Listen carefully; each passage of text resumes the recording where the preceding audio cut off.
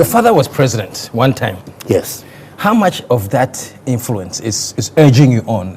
Is that in your mind somewhere that my father was president, so I must be president? Or no, never. That has never been that he was, therefore I must be, no. But what has been very much, and that was long before he became president, is the involvement in political activity. You have to understand that it was in my house. I was a little boy at the time, but I saw it.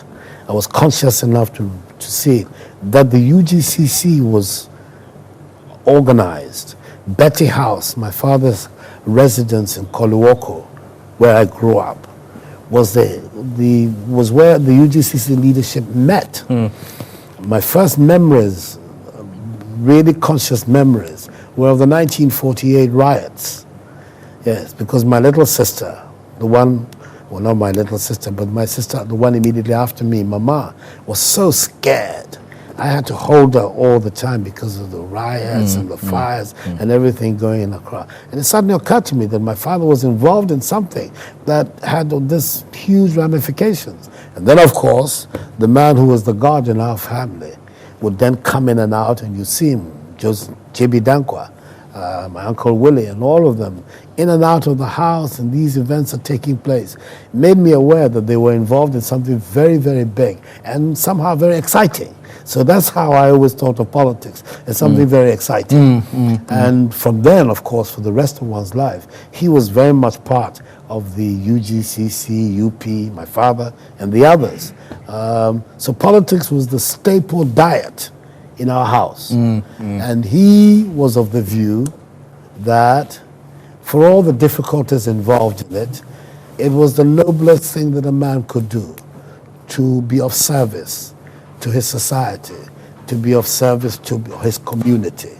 And that has been an important part of my upbringing, that you are there to see what you can do with your particular talents.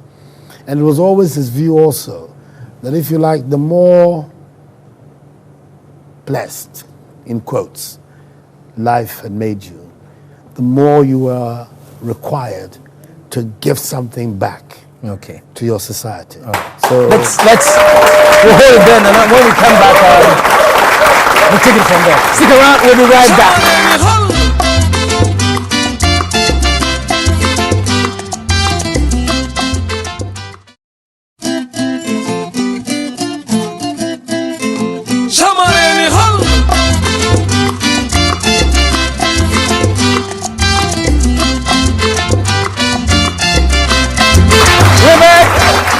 And I'm hanging out with Akufo-Addo. This is the thing, you're talking about the ordinary people concerned about their plight. The image of Nana is, he belongs to the aristocracy. For many people, will be shocked to know, you were leaning towards the left, reading the Communist Manifesto and things like that. What explains that? Why do people think? I think that the people who profess to be shocked are those, if you like, which might call the Ghanaian elite, because the ordinary people of this country have very little difficulty in identifying with me. And I think you can see it and time again, that for the ordinary people of Ghana, they see in me somebody who's always been, if you like, by their side in the various popular struggles that we have gone through in our life, to be able to have a decent system of government, to have an economy that works, where they have seen somebody who has been prepared to stand out there and fight with them, for them, alongside them, for this better Ghana that we're beginning to see emerge. So I've never had any problem of identification with, quote, the ordinary people of our country. But there's a type of person who assumes that from the background from which you come, you must automatically be a certain type of person. And I have been very much a victim of that, of people assuming that, all of this, all these great men in your background and a certain amount of wealth and privilege, therefore you must automatically be so-called arrogant, therefore you must be somebody who looks down your nose at people and all of that. That's never been me. And anybody who knows me, that has never been me. So it remains out there, some sort of artificial attempt to forge an image of me which is not true. But that normal, let me walk with you through the streets of Accra. You're very well known and very liked, and you'll be surprised that in that competition, I'll be winning hands down.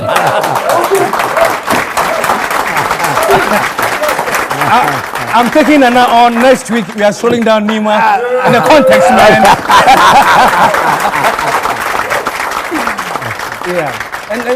Because people even think you don't speak Twi.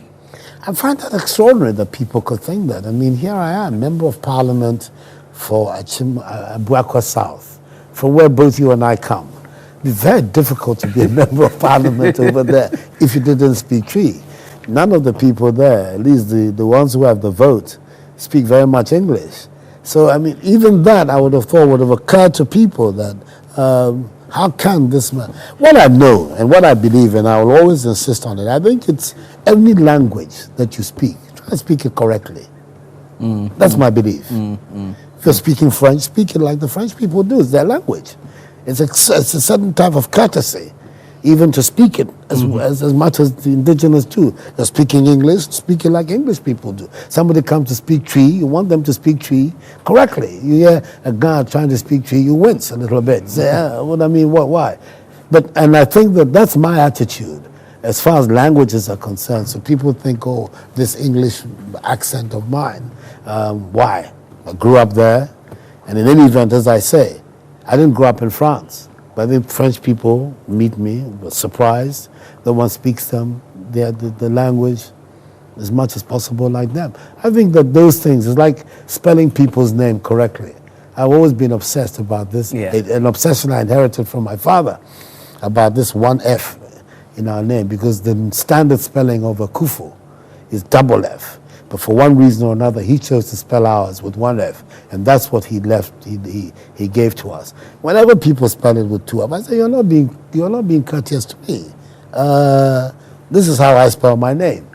If I misspelled your name, you wouldn't like it. Yeah, because it's not good manners.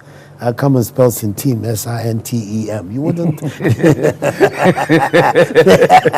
that is the right way to go. That's right. The same way. Yeah. So I look upon all these things as a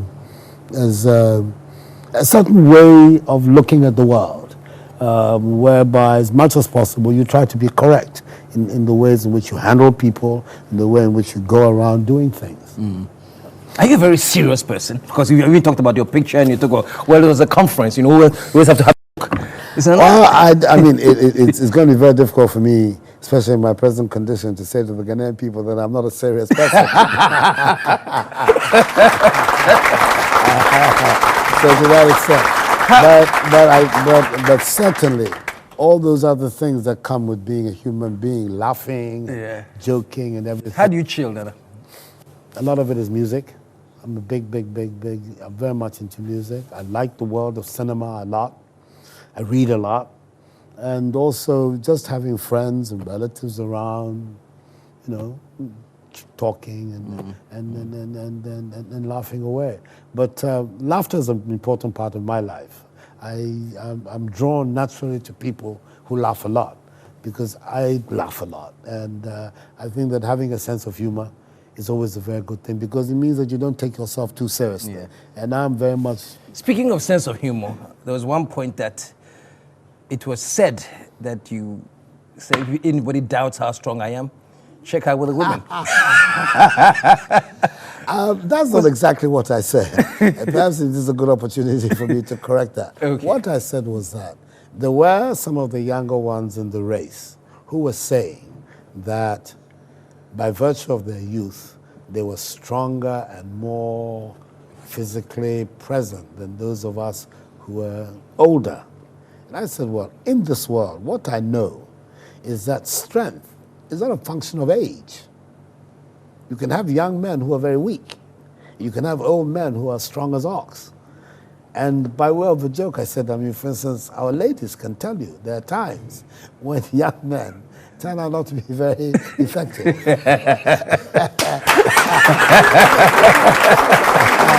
and older men, more effective. So it wasn't so much a question of checking me, but trying to make the general point that strength, like all these things, is not a function of, it's like where you come from, where you were born, what religion you have. For me, none of those are identifying characteristics about a human being. You can have somebody old who is far more vigorous than somebody who's 20 years old. Yeah. That was the point I was trying to make, so that you look at people on their merits. You don't worry yourself, somebody's a Ga, or somebody's an Achim, or somebody's an Ashanti, or a Dagomba, or somebody's a Muslim or a Christian. None of those, because we have to be born somewhere. We can't all be born in every part of Ghana at the same time. So God places us in a particular place. Not all of us can be tall. Some of us have to be short. Others have to be tall. All those are nature's things which don't necessarily define you as a human being. And then what really you have to look at all the time is the quality of the person. What kind of a person are you? Are you an honest person? Are you a trustworthy person? Are you a kind and generous person? For me, that is the way I like to look at human interaction.